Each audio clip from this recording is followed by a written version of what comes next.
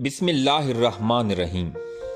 ایک دلچسپ اور سبق آموز کہانی کے ساتھ سید آغا فواد حاضر ہیں۔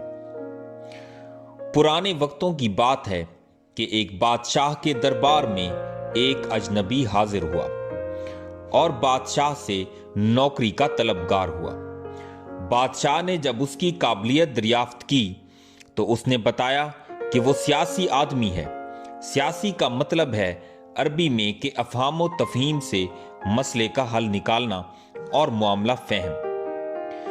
بادشاہ کے پاس پہلے ہی سیاستدانوں کی لمبی قطار تھی، لیکن اتفاق سے اس کے استبل کا رکھوالا فوت ہو چکا تھا۔ چنانچہ بادشاہ نے اسے اپنے خاص استبل کا رکھوالا بنا لیا۔ کچھ دن بعد بادشاہ نے اس شخص سے اپنے سب سے عزیز گھوڑے کے بارے میں دریافت کیا تو اس نے کہا کہ یہ گھوڑا نسلی نہیں ہے۔ بادشاہ نے وہ گھوڑا بہت مہنگا خریدا تھا۔ چنانچہ بادشاہ نے اس شخص کو حاضر کرنے کا حکم صادر کیا جو دور کہیں جنگل میں گھوڑے سدھانے اور سدھار کر بیچنے کا کاروبار کیا کرتا تھا۔ جب وہ شخص حاضر ہوا تو بادشاہ نے اس شخص سے دریافت کیا کہ تم نے تو مجھے یہ گھوڑا خالص اور نسلی کہہ کر بیچا تھا، لیکن یہ تو نسلی نہیں ہے۔ اس شخص نے جواب دیا کہ بادشاہ سلامت، گھوڑا ہے تو نسلی، لیکن اس کی پیدائش کے وقت اس کی ماں مر گئی۔ چنانچہ یہ گھوڑا گائے کا دودھ پی کر اسی گائے کے زیر سایہ پلا اور بڑا ہے، اور بچپن اس نے گائے کے ساتھ گزارا ہے۔ بادشاہ نے اس شخص کو رخصت کیا اور اپنے استبل کے رکھوالے کو بلا کر پوچھا کہ تم کو کیسے پتا چلا کہ یہ گھوڑا اصلی نسل کا نہیں ہے؟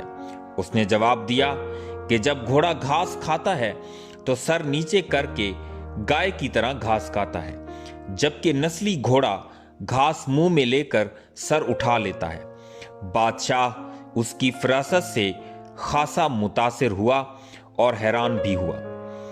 اس کے گھر میں اناج، گھی، دمبے اور پرندوں کا اعلیٰ گوشت بطور انعام بھجوایا۔ اس کو اپنی بیگم کے ساتھ محل میں تعینات بھی کر دیا۔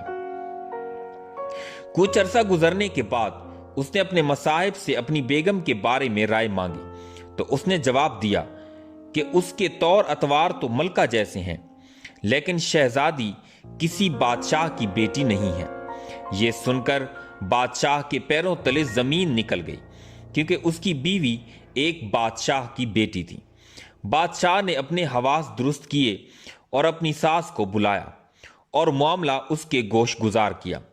بادشاہ کی ساس نے اسے جواب دیا کہ حقیقت یہ ہے کہ تمہارے باپ نے میرے میاں سے ہماری بیٹی کی پیدائش پر ہی اس کا رشتہ مانگ لیا تھا،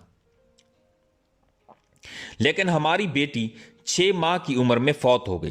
چنانچہ ہم نے تمہاری بادشاہت سے قریبی تعلقات قائم رکھنے کے لیے اس بچی کو اپنی بیٹی بنا لیا اور اس کی پرورش کر کے تمہارے ساتھ اس کی شادی کر دی۔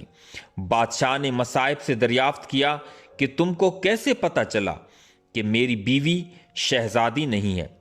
اس نے کہا کہ اس کا سلوک خادموں کے ساتھ ٹھیک نہیں، اور بادشاہ اس طرح نہیں کرتے۔ بادشاہ اپنے مصاحب کی فراست سے مزید متاثر ہوا اور بہت سا اناج اور بھیڑ بکریاں بطور انعام اس مصاحب کو دیں۔ اس کے ساتھ اسے اپنے دربار میں تعینات کر دیا۔ کچھ عرصہ گزرنے کے بعد اس نے اپنے اسی مصاحب سے اپنے بارے میں دریافت کیا۔ مصاحب نے کہا کہ اگر جان کی امان پاؤں تو عرض کروں۔ بادشاہ نے اس کی جان کی امان کا وعدہ کیا تو اس نے کہا تم ہو تو بادشاہ، لیکن نہ تم بادشاہ کے بچے ہو، نہ تمہارا چال چلن بادشاہوں جیسا ہے۔ یہ سن کر بادشاہ کے پیروں تلے زمین نکل گئی۔ امان کا وعدہ وہ پہلے ہی دے چکا تھا۔ چنانچہ وہ اس گتھی کو بھی سلجھانے اپنی والدہ کے محل جا پہنچا تاکہ پتہ چلے کہ ماجرا کیا ہے۔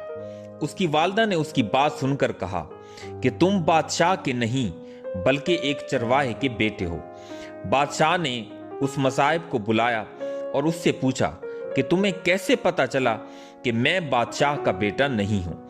मसाइब ने बादशाह को जवाब दिया कि बादशाह जब किसी को इनाम व इकराम दिया करते हैं तो हीरे, मोती और जवाहरात की शक्ल में देते हैं, लेकिन तुम जब भी किसी को इनाम व इकराम देते हो तो अनाज और भेड़ बकरियां और खाने पीने की चीजें अनायत करते हो। ये असलूब किसी बादशाह के बेटे का नहीं बल्कि किसी चरवाहे के बेटे का ही हो सकता है। कहते हैं कि आदात, इखलाक और तर्ज अमल खून और नस्ल दोनों की पहचान करा देते हैं। वस्सलाम।